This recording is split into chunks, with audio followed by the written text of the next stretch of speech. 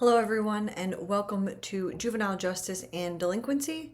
I will be your professor, Dr. Davis, and what I want to do with this intro video is just briefly go through some of what you can expect throughout the semester, how you can get a hold of me, and answer maybe some of your initial questions coming into this class. So the course is fully online. The course will be set up in module format. So each week we will work on a new module, pretty much a new chapter each week. Please be sure to review in the syllabus tab the full syllabus and review the course schedule. The course schedule is going to tell you when assignments are due, what's due, what chapter we're working on, and make sure that you check that so that you know exactly which chapter we're working on in each week because they don't go in order.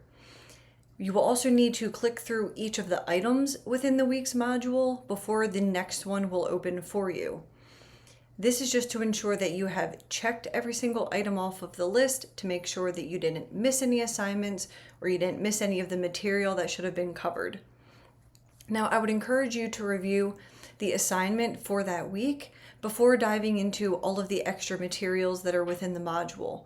While I would encourage you to review all of the materials in the module, you may not need all of them. Some of them are just supplemental videos to help you better understand some of the concepts, though they will come in handy when you're doing discussion boards and other assignments as ways that you can note where you found certain information. You can pull them into your assignments and into your discussion boards. But just know that not all of the material in each module is necessarily going to be relevant or important for you to use to complete each assignment within that week. I've also done something a little bit different this semester with a course project, which I'm going to get into a little bit later, and I'm actually really excited for it, and I hope that you enjoy it just as much as I enjoyed all of the hard work that I put into creating the assignment and the course project for you. So one of your questions may be, how do I get a hold of you? So if you need to have a Zoom call, if you need to hop on for a meeting, I am not on campus at all. I am only an adjunct, so I'm not down on campus. I work full time. So if you need to get a hold of me and you need to have a meeting, we can do that over Zoom, no problem at all. I also list here my personal cell phone number should you need to call or text to get a hold of me. All that I ask is that you be mindful of the times that you're reaching out.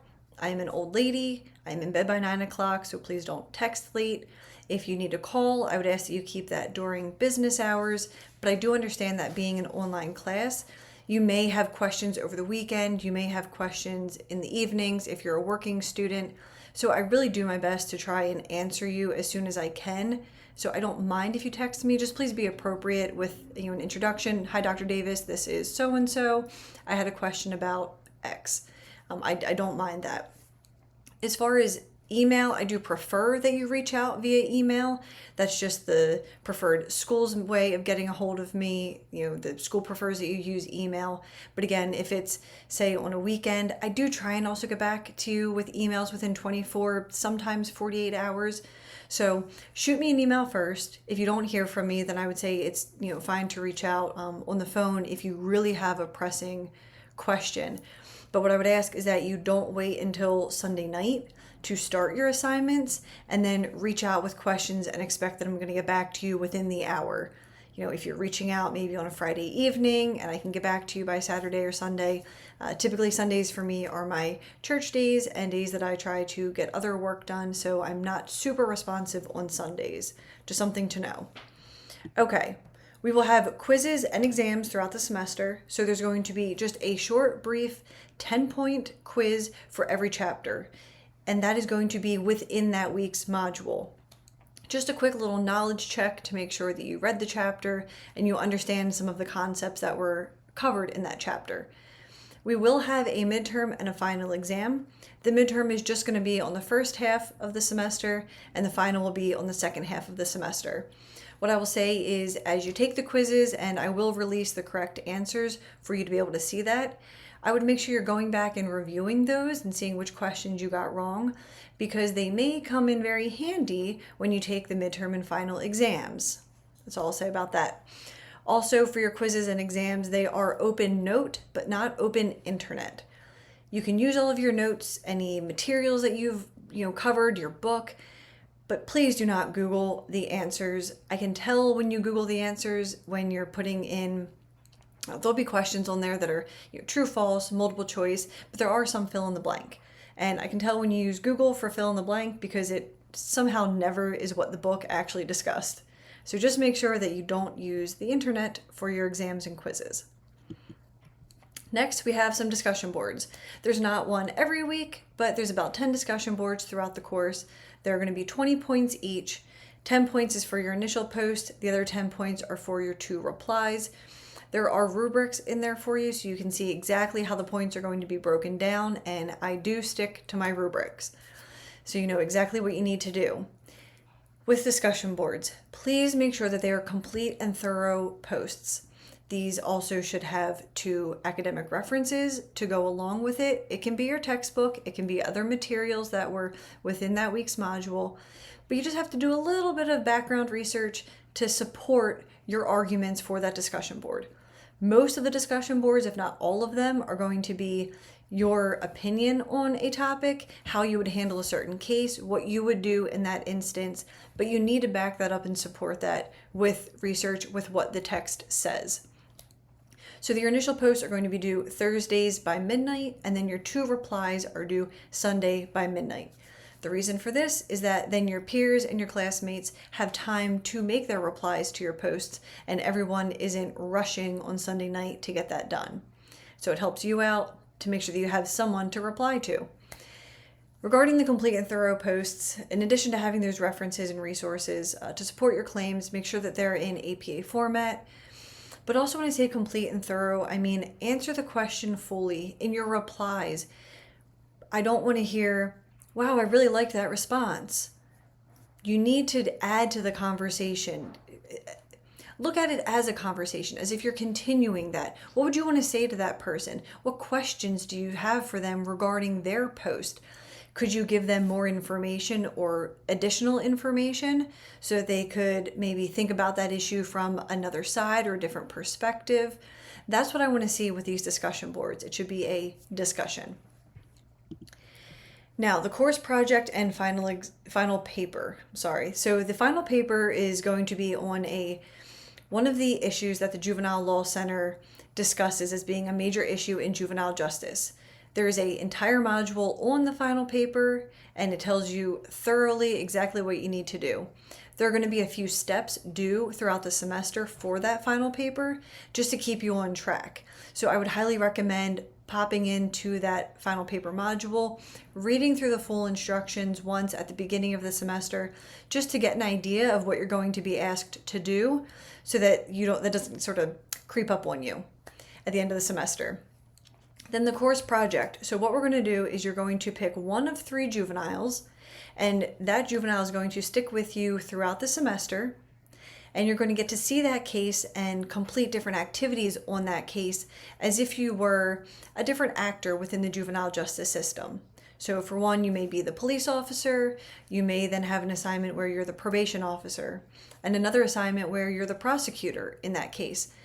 I really want you to have a practical application of what we're discussing in class. I know juvenile justice may not be everyone's path that they're going to take after college, going into juvenile justice, but you can use any of these skills in a number of different jobs, and that's what I want you to see throughout the semester. So we're going to do that course project. It's not going to come into summation of anything at the end of the semester, but it is going to count as one lump, I think 25% or so, towards your final grade as the course project and the final paper together. So the course project will just be a couple of these different assignments throughout the semester. I did my best to have very thorough directions and instructions, but if I missed something, just don't hesitate to reach out if you're confused. I tried to keep everything exactly with just that specific assignment and what you needed to know. So I believe that starts in week 6 or so. We'll start working on that. When it comes to attendance, what I'm asking you to do is just simply review all of the materials that are in that week's module. Again, that's why you have to click through and view each of the items before the next one will open. Just make sure you're completing all of the assignments each week, and if you have questions, please reach out. Again, I highly recommend Day one, when the module opens on Monday, checking out what your assignment or your discussion, what do you have due that week and what do you need to know for it? So you're not, trying to read the chapter and then Friday, oh, what assignment do I have due? And realize that you probably should have started on that back on Monday or Tuesday. So just check all of that out at the beginning of the week. If you have questions, you can always reach out and I'm here to help. Regarding late work and plagiarism, this has been an issue in the past, which is why I've now included it in the introduction video. It is included also in your syllabus. So if you need an extension on an assignment, I am willing to do that. However, you must reach out before the assignment is due, and we must have communicated about and come to an agreement on you having an extension for that assignment. Too often I have students reaching out on a Sunday night very late saying, I'm not going to get this done in time, can I have an extension? Just because you don't plan or there's poor planning on the student's part throughout the week to adequately get an assignment done, that's not an appropriate reason to have an extension. Extenuating circumstances, things happen, life happens. If you're a working student and you get stuck at work on overtime, I've had that happen. I understand things come up, but you really need to communicate with me before. And that's also just teaching good communication skills for future jobs that you would have, because you can't just not show up to a job or not turn something in and say, oh, I need more time. Right, so I'm really trying to set you up here with this class for skills that are going to help you out in the workforce and in the world past this class. So that's why I require that for the late work policy. Regarding plagiarism, just don't do it, please. Do your own work. That's all I ask. A lot of these assignments are going to be effort-based. And so long as you can explain your reasoning, I'm good with it. Because a lot of times that's what it is in the criminal and juvenile justice systems, right? What decision did you make? And can you back that up with adequate support to say why you made that decision and that choice? I will tell you AI is plagiarism, so just don't use it. If you want to use it to get some ideas or to help you better understand a concept, I'm all for it. But do not put your work into an AI generator and ask it to tidy it up, because I'm going to be able to tell. And that is plagiarism. I want to see your work and your work only. If I wanted a robot to take the class, then we would just let a robot take the class. So please don't use AI. It is going to be considered plagiarism for this class. Also, just make sure that you're citing all of your work per APA format. There will be a resource inside Canvas with Purdue OWL that you can check out that has a lot of good information and examples on how to cite various different topics, different sources in APA format. All right, if you have any accommodations, please reach out. Let me know how I can support you. If you have a disability for which you're requesting accommodations, just make sure that you reach out to the Disability Services Office and they'll get you all squared away. If you have an approved accommodation, please make sure you reach out to me and speak with me privately. Send me an email so that we can figure out how I can help assist you throughout the course best. So I am always here to help. So I will ask you if you have any questions at this point, please reach out. Again, I am always here to answer those. Just to give you a brief, quick little about me so you know a little bit about your professor. I currently work in adult probation as the quality assurance supervisor with the county in Pennsylvania. I've been there for 2 years now. Prior to that, I worked in juvenile justice as both a supervisor and a probation officer for about 7-8 years. And then prior to that, I was with the district attorney's office as an investigator. I did that for about 3 years. So I do have a heart in community corrections. My heart really lies in juvenile justice, but an opportunity came up in the adult world to do trainings and policy development, and so I took it. But I really do have a heart and a passion for juveniles. Just a little bit of personal facts about me. The middle photo you're going to see is a picture from my wedding. My husband and I got married out in Oregon in the middle of the forest. Great experience. Highly recommend for anyone who may be looking to get married in the future. It was amazing.